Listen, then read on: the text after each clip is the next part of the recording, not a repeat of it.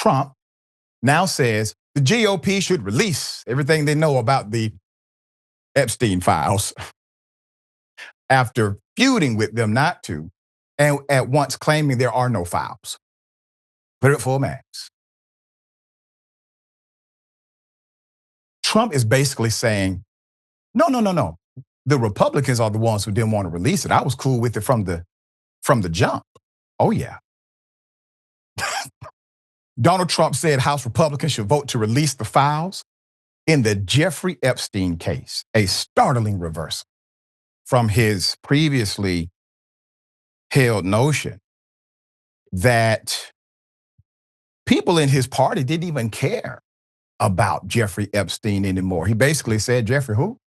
We still talking about Jeffrey Epstein? One thing to note is that Donald Trump, as president of the United States, has the power to release the files without an act of Congress. Notably, Trump can simply order his Department of Justice, which is part of the executive branch that he controls, to release the Epstein files without congressional authorization. However, he has so far refused to do so. Earlier this year, Attorney General Pam Bondi reportedly informed the president that his name appears in the files a whole bunch of times. There's more. So Trump wrote on social media, and this was late Sunday after landing at Joint Base Andrews following a weekend in Florida, quote, "We have nothing to hide, and it's time to move on from this Democrat hoax perpetrated by radical left lunatics in order to deflect from the great success of the Republican Party. I don't care," in all caps. All I do care about is the Republicans getting back on point. There was a lot more, but I only have an hour and a half. So Trump says, release it. And when it comes out, just know it's a Democratic hoax, okay?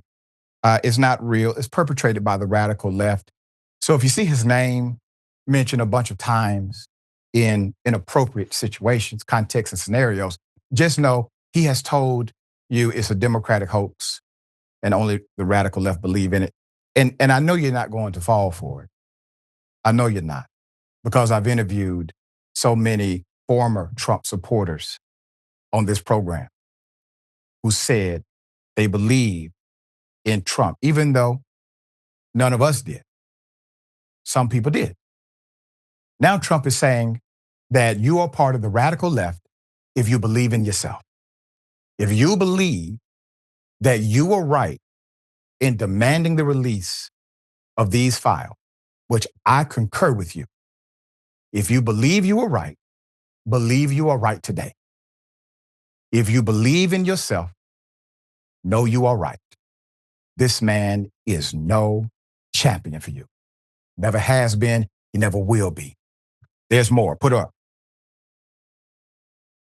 Trump's statement followed a fierce fight within the GOP over the files, including an increasingly nasty split with Georgia Representative Marjorie Taylor Greene, who had long been one of his fiercest supporters. Trump publicly called it quits with Greene last week and said he would endorse a challenger against her in 2026, quote, if the right person runs. Oh, Marjorie Taylor Greene, keep that picture up. Jake may have had a little bit to do with this, by the way. He brought her on and she hasn't been the same ever since. Trump would outright call her a traitor by posting Marjorie Traitor Greene. She might as well come on over. Marjorie Traitor Greene is a disgrace to our great Republican Party. Hold on, just stop for a second. Trump, you're a Republican again? What's going on with the branding? Your son said there's no more Republican Party. It's only MAGA now. What happened to MAGA, man? Now you're just a regular Republican. That's the new brand. The new brand is that he's a real Republican, okay? Here's how Green responded to that post. The most hurtful thing he said, which is absolutely untrue, is he called me a traitor. And that is so extremely wrong. And those are the types of words used that can radicalize people against me and put my life in danger. Unfortunately, it has all come down to the Epstein files, and that is shocking. And, you know, I stand with these women. I stand with victims. I stand with children who are in terrible sex abuse situations. And I stand with survivors of trafficking and those that are trapped in sex trafficking. And I will not apologize for that. I believe the country deserves transparency in these files. And I don't believe that rich, powerful people should be protected if they have done anything wrong. And so I'm standing with the women, and I will continue to do my small part to get the files released. Yeah. While Marjorie Taylor Greene may be a conspiracy theorist, fraternized with known bigots and racists, has said some of the most ridiculous things I've ever heard an elected leader in my life say out loud, she's right on this one. She is correct. It comes down to the Epstein files. That's it. The smoke and mirrors are about the Epstein files. If the right person runs, well, he's saying if a person who doesn't give a damn about the Epstein file, if they run, he will support them. I would bet that if a Democrat would run against Marjorie Taylor Greene and convince Trump they don't care about the Epstein files, he will endorse that Democrat. Last week, talk about the emails. Last week, members, well, let me do this first. Trump did respond. He doubles down. Here's Trump's response. It's typical. Here it is. Her life is in danger? Who's that? Marjorie Taylor Greene, he says. Marjorie Taylor Greene. I don't think her life is in danger. Frankly, I don't think anybody cares about her. Okay, what about you? So Donald Trump talks, like a 7-year-old. You mean Marjorie Taylor Greene? This has been his way since day one. He hasn't changed. He's become more childlike in his delivery, his name calling. And there's a part of the inner child in a whole lot of folk that celebrated this, thought it was funny. I sure did when he was giving those 18 Republicans on stage, when he ran for the Republican primary the first time, a run for their money, saying the most silliest and derogatory things you can say about a person's hand size, etc. But at some point, it became real life when, he started polling at number one. The guy who cracks the jokes, the guy who's the most immature may make you laugh at a bar, but it's not necessarily the guy you want to be your commander-in-chief, okay? So last week, members of the House Oversight Committee released thousands of emails to and from Epstein, which were obtained with Epstein's estate via a subpoena. This was from the estate by way of subpoena. They are not to be confused, however, with the aforementioned Epstein files held by the DOJ currently. In one 2011 email to the author, Michael Wolff, Epstein alleged that Trump, quote, knew about the girls. Knew about the girls. Epstein's email did not elaborate, but given his, sensation for underage girls, the remark has raised serious questions about Trump's knowledge or acknowledgement of his once friend's activities.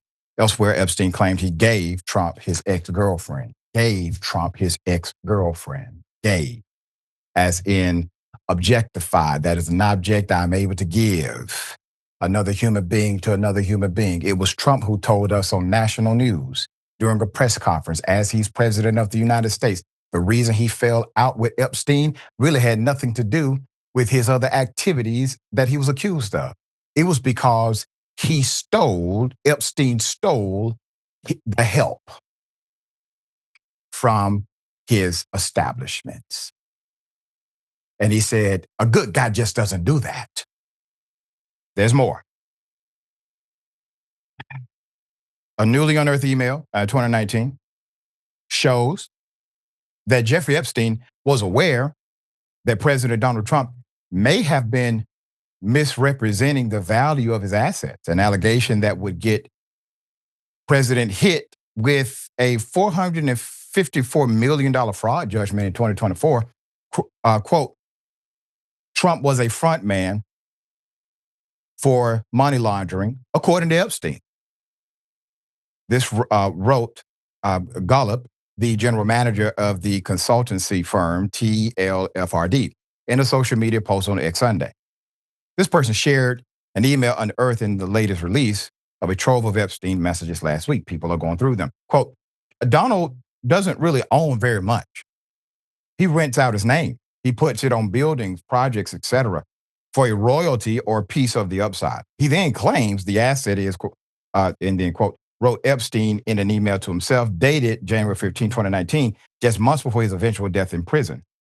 Just months before his eventual death in prison. Just months before his eventual death in prison. Quote, he represents his income as the gross receipts of his club. Means nothing at all. Zero. No income as we know it. He lists his assets and their value, but not the corresponding loans against it. So no net number, hence meaningless, hence fraud, is what that means. He dies a few months later, or unalive, according to the report. February 2017. In an email to former Treasury Secretary Larry Summers, Epstein wrote of Trump, quote, I have met some very bad people. None as bad as Trump. Not one decent cell in this body. So yes, dangerous. In July, Deputy Attorney General Todd Blanche, who was previously Trump's personal lawyer, interviewed Epstein associate Maxwell, right-hand woman of Epstein, who in 2021 was convicted and sentenced to 20 years in prison for child sex trafficking, one of the most horrendous things you could ever imagine a human being would dedicate their life to doing. Maxwell told Blanche that she had never witnessed Trump engaging in illegal activity. After the interview, the Department of Justice transferred Maxwell, a convicted child trafficker, to a low-security facility where she receives customized meals and is allowed to play with dogs. The Department of Justice officials who have been directors of that agency went on record and said they have never in their lives given a deal like that to a convicted child trafficker. Here's the irony.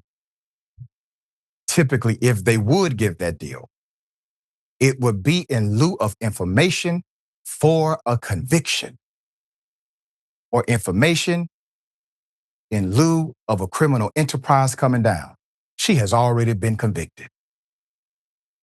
There was no leverage that she had other than perhaps the leverage of keeping her mouth closed about Donald Trump. There's more. Emails involving Bill Clinton. Let's talk about it. President Donald Trump has also implied that Clinton went to the island in a November 14th Truth Social post, saying Larry Summers, Reid Hoffman, J.P. Morgan, Chase, and Clinton, quote, spent large portions of their life with Epstein on his island. Now, before I continue, I brought this up when he made the post, And I say, you know how Trump knows? Perhaps it's because Trump was there. Trump is in the circle, okay? So he makes this post.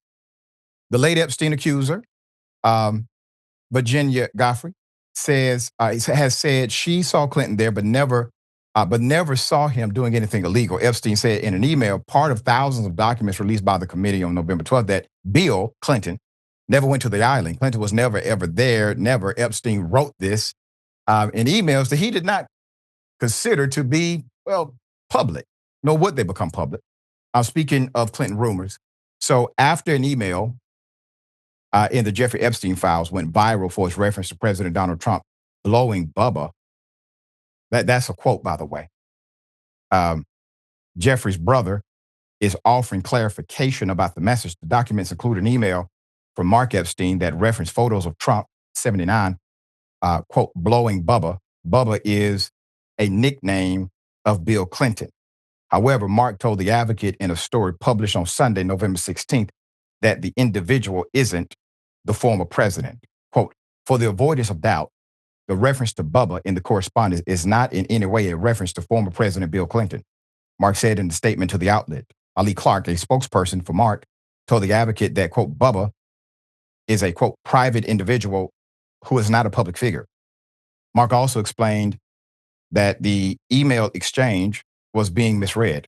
Quote, they were simply part of a humorous private exchange between two brothers and were never meant for public release or to be interpreted as serious remarks, he told The Advocate. When asked for additional context about the message, Mark declined to give any more details. Okay, all right, so Bubba is not Clinton. That doesn't explain the message. All right. There's a lot here, dear brother. Thoughts? Wow, there's so much to break down. I don't know where to begin. And I think that the more we spend on more time spent on Bill Clinton, the more we are doing exactly what Donald Trump wants us to do. So let's talk about Donald Trump. Yeah. And we'll talk about, I'm going to say one thing that, slightly, I don't even know if it's controversial. He's the president. I think it's a good political move, what the president did by saying, let's release everything. There was an inevitability that these were going to get released. And now what he's doing is he's freeing every Republican in Congress to vote for their release so that there is no division within that party. So in a sense, it's a victory for the House, because what they're doing is they're saying, we follow you all the time. Now you're following us. And now the Trump, rather than leading MAGA, is following MAGA in this way. It's interesting. And all the time I spent with Trump voters in the last election, many of them were saying that the bridge too far for them would be if Epstein stuff was true, if there was an association with Trump with Epstein. It was an Achilles heel that I hadn't even been able to predict. I couldn't believe it. And I didn't know then that it was really true, but it was an easy thing to say. They doubted that Trump was involved with Epstein, but they said if he were involved, that would make them reconsider their support for Trump, which was pretty astonishing when I heard it. The fact that this is happening now, it speaks to me more about kind of the lame duck president that Donald Trump is becoming a little bit earlier than we expected. So now what we're seeing is this is a vulnerable man. He's vulnerable on this issue, clearly. It doesn't matter, really. It matters in terms of human interest. If Larry Summers or Bill Clinton or Andrew Mountbatten Windsor were with Jeffrey Epstein, only one of those people is the president of the United States right now. Only one of those people has been covering this up with his Justice Department. So that's the most important part here. And now you're seeing people like Marjorie Taylor Greene and other Republicans feel a little freer about criticizing the president. There are a lot of ambitious people, 535 ambitious people on Capitol Hill. Some of them want to be president, Dr. Richey, and some of them want to be the Republican nominee. In order to be the Republican nominee, you're going to have to separate yourself from MAGA, from the president. You're going to have to find those flaws and focus on them. And I think that's the beginning of what you're seeing here right now. So that inevitability, to me, is the biggest part of this right now. And it's, I think prudent because it makes it go away in a sense, the fighting. He doesn't want infighting within the Republican Party. They don't want to fight amongst themselves. They want to show unity. He's allowing them to do that. What comes out of this, though, is not going to be pretty for the president. It's not going to be pretty for his Justice Department. I think Kash Patel is going to be the first person to go when it comes to what happens with the Epstein files. Wow. That would be amazing. And I've heard others in Congress say that Kash Patel will be the first to go. All right, we'll bring you updates as they come.